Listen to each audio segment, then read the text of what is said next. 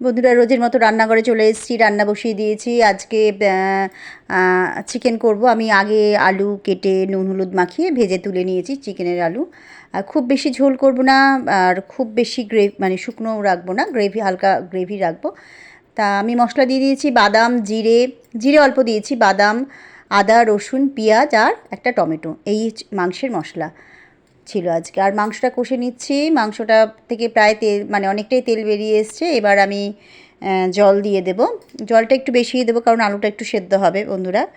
আজকে ভাতের থালিতে ছিল শাক ভাজা, শুক্তো, মাংস আর বাদাম বাটাও একটু পকোড়া করেছিলাম, তাই সেগুলো আর ও খাবে না বলে আর দিলাম না।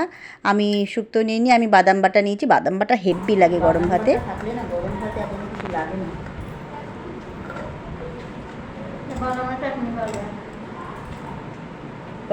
পকোড়ার সাথে বাদাম বাটা গরম গরম ভাত দারুণ লাগে বন্ধুরা, খেতে সত্যিই ভীষণ ভালো লাগে।